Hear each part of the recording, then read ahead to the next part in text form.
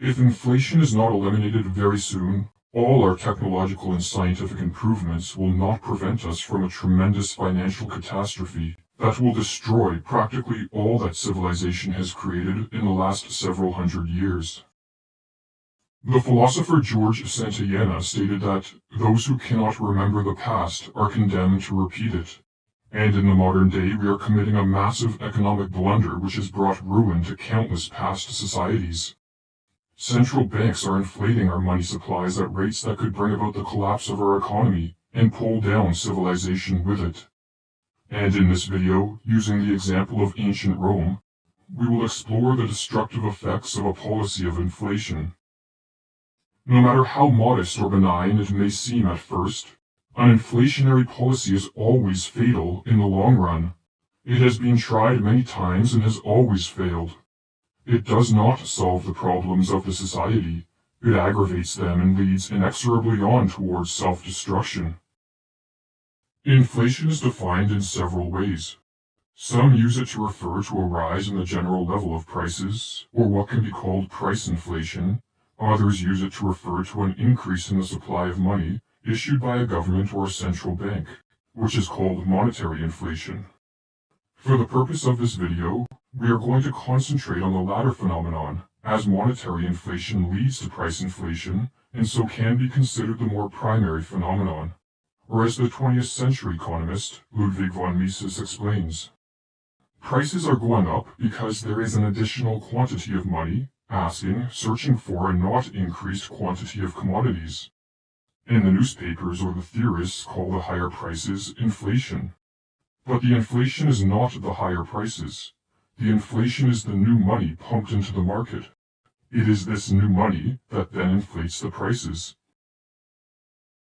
In the early Republic of Rome, the Roman state engaged in a policy of territorial expansion, and with each conquest of a neighboring region, the state plundered the defeated empire's treasury and increased its own hoard.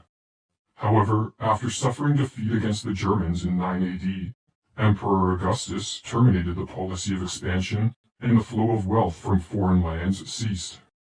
Augustus and the emperors who followed thus faced insufficient revenue. Taxes could only be raised so much without whipping up the sands of revolt, and so, as Joseph Tainter explains, when extraordinary expenses arose, the supply of coinage was frequently insufficient. To counter this problem, Nero began in 64 AD a policy that subsequent emperors found increasingly irresistible.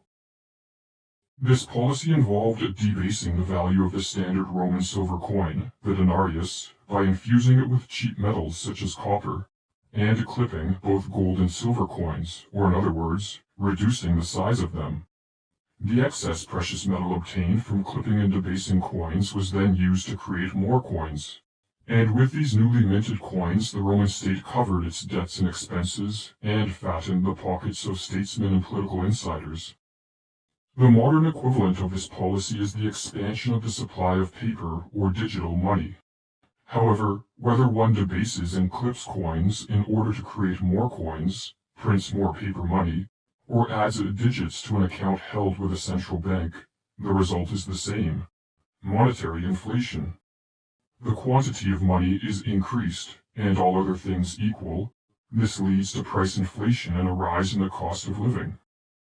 During a monetary inflation, the newly created money does not enter the economy in a uniform manner. It tends to first enter the economy through the hands of the politically connected. As these people and institutions are able to spend the newly created money before the monetary inflation drives up prices, they benefit from the inflation.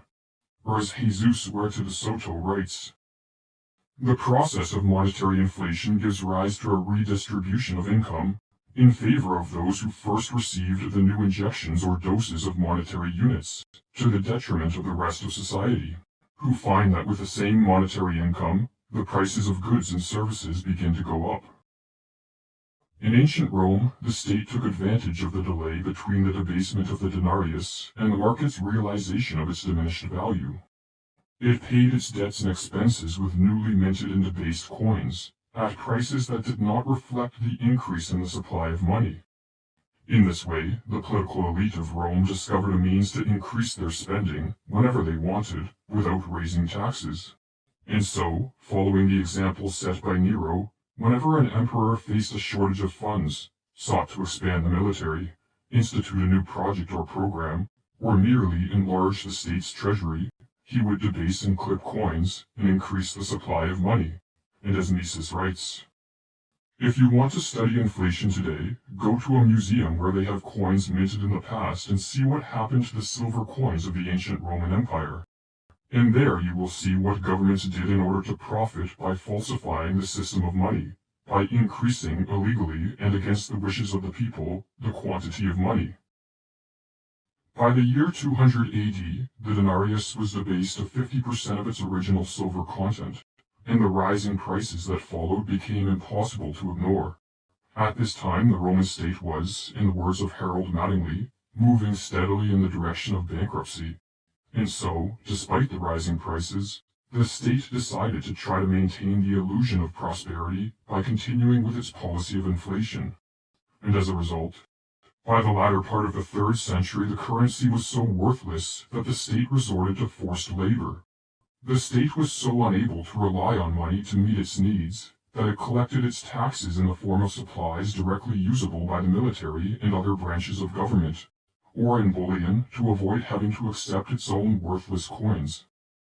Referring to what happens to a society when its system of money is progressively destroyed by inflation, the American historian Otto Friedrich explained, if all money becomes worthless, then so does all government, and all society, and all standards. This breakdown in the social order was readily apparent in ancient Rome. During the period between 235 and 284 AD, groups of military deserters, whom the Roman state was unable to pay, roamed the countryside, pillaging small towns and farms. Barbarians sacked and burned towns, destroyed crops, stole cattle, and carried Romans away into slavery. The average reign for an emperor was a few months. Many Roman emperors were executed, and at one time 30 different men laid claim to the throne. Civil wars were common, the population declined, lawlessness prevailed in what remained under Roman control. From barbarism to civilization requires a century. From civilization to barbarism needs but a day, explained the historian Will Durant. In the attempt to deal with rapidly rising prices, in 301 AD the Emperor Diocletian made the mistake that so many politicians commit during an inflationary period. Refusing to acknowledge that rising prices were primarily driven by the state's policy of monetary inflation, he tried to solve the problem by implementing price controls for goods such as wheat and other necessities. However, these price controls led to shortages, the ruin of merchants, and the decimation of trade between the various regions of Rome. Sheer necessity led to the repeal of the law, explained Lactantius, an advisor to the Emperor Constantine. At one point, Diocletian considered restoring value to the coinage, but the state lacked sufficient stores of silver and gold. Faced with massive expenditures and an ever-growing debt, Diocletian, and the emperors who followed him, felt their hands to be tied and so continued onward with a policy of inflation. Just as when you start to use certain drugs, you don't know when to stop nor how to stop, it is the same with inflation. The governments don't know when nor how to stop, warned Ludwig von Mises. Due to the state's prolonged policy of inflation, in the first half of the 4th century, hyperinflation kicked in. Joseph Tainter writes, in the 2nd century, a modius of wheat, approximately 9 meters, during normal times, had sold for half denarius. The same modius of wheat sold in 335 AD for over 6,000 denarii, and in 338 for over 10,000. In 324 the gold solidus was worth 4,250 denarii, yet by 337 it was worth 250,000. By 363 the value stood at 30 million denarii to the solidus. Whatever savings commoners held in denarii were reduced to a value of practically nothing. Those who could not pay their taxes were jailed, and so some families abandoned their homes and possessions or else sold their children into slavery. In talking about inflation, we should not forget that there is the danger that depriving the masses of their savings will make them desperate. Farmers became dependent on their next harvest. Whatever crops were brought in were immediately sold to cover the cost of taxes. If barbarians raided, or if a drought or locusts destroyed their crops, they borrowed from neighbors, starved, or were jailed by the state. Under conditions of famine, it was the farmers, amazingly enough, who were the first to suffer, often flocking to cities that held stores of grain, writes Joseph Tainter. Due to increasing lawlessness, unrest, and revolt, the political elite felt their power slipping away, and so they grew desperate. Despite widespread poverty and famine, the state grew more authoritarian and continued to increase taxes and inflate the currency. However, by the 5th century, the peasantry was too decimated from prolonged state predation, and so, as Joseph Tainter writes, the advantage of empire declined so precipitously that many peasants were apathetic about the dissolution of Roman rule, while some actively joined the invaders. The Roman Empire lost both its legitimacy and its survivability. The empire could no longer afford the problem of its own existence. The story of Rome contains often neglected but important lessons. One of these lessons is that when a government or banking elite claims the right to expand the supply of money without limits, it plays with a fire that can quickly spiral out of control and end in economic ruin, revolution, or even outright societal collapse. The only way to protect against the dangers of a policy of monetary inflation is for the control of money to be taken out of the hands of governments and central banks. The interactions of people, voluntarily exchanging on the market, must beget forms of money which are widely used, and which cannot be manipulated by any man or institution.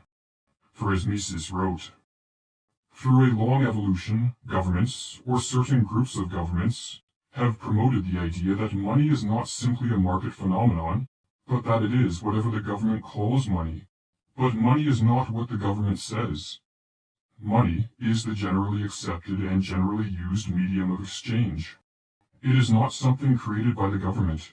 It is something created by the people buying and selling on the market.